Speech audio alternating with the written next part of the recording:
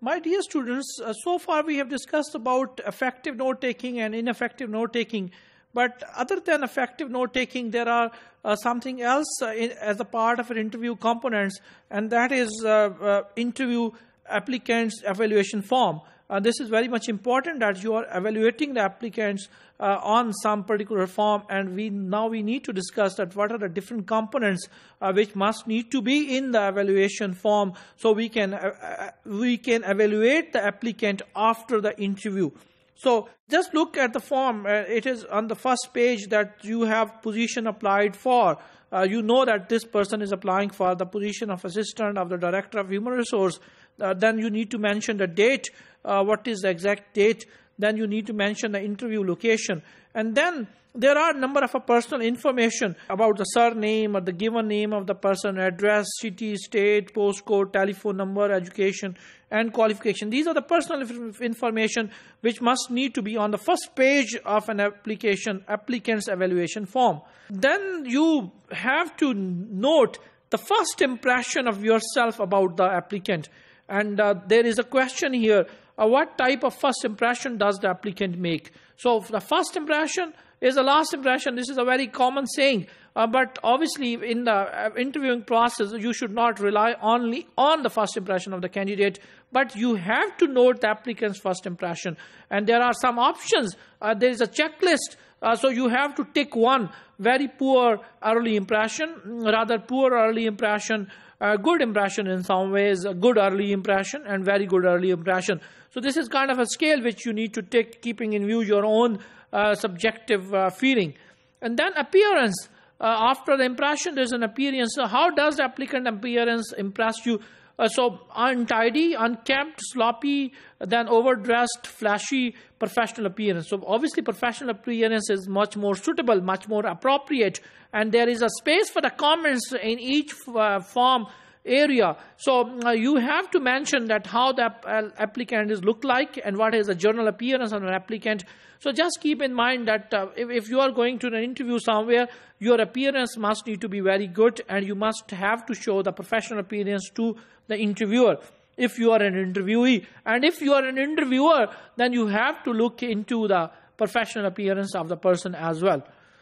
So self-expression, how well does the applicant use correct English and articulate their views? So English is a medium of communication in most of the organization. And after your impression, after your appearance, professional appearance, the people are looking towards your verbal skills, that how the person is speaking. So there are different categories in it, and there is also a column for the comments. So very poor, indistinct, confused, poor, difficult to understand, monotonous, boring. So average, then good, clear speech, easy to understand, and very good, fluent, logical, persuasive. So these are the things which you need to be in yourself if you are an interviewee, and these things you must need to be judged if you are an interviewer. So my dear student, at the moment you need to understand the both aspects of your role. One, that you can be an interviewer if you are a part of any HR department, and you can be an interviewee if you are going to hunt a job somewhere. Then behavior. After English, there is a behavior. What was the applicant's behavior during the interview? Means timid, overwhelming, very rude, arrogant.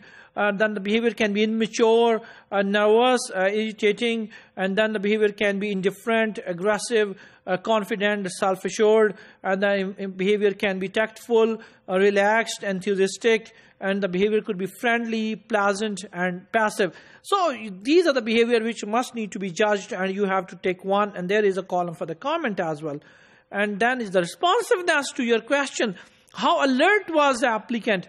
Means withdrawn, dull, uninvolved in the interview, respond only to the direct question, doesn't volunteer information, and he's a good listener, responds well, grasps ideas quickly, and the person is alert, attentive, asks intelligent questions, and spontaneous, and quick to grasp concepts. So you need to note the responsiveness of the candidate during the interview through this applicant's evaluation form. And then is the background, how well the applicant's appearance, education and training fit the job. So you have to know that thing, and the background and education fit the job exceptionally well. So you can take it and you can judge the applicant based on a statement which you have already written. And it is quite generic applicant evaluation form, and you can use for any kind of a job if you are part of any organization as an HR assistant or HR manager. And then the track record of the person, little evidence of past success, background and questionable, and good record of accomplishment and potential for the growth, and outstanding past record, exceptional potential for the growth in the organization. And then the teamwork is very important component, my dear student, if you are part of any organization. Ability to work with others. There is a 3 categories. Evidence of friction with superiors, supervisors, peers, and subordinates. Appears to be loner, but able to work with others if required, and appears to be the excellent team player. So if someone appears to be an excellent team player, obviously he can be the best qualified candidate for any particular job.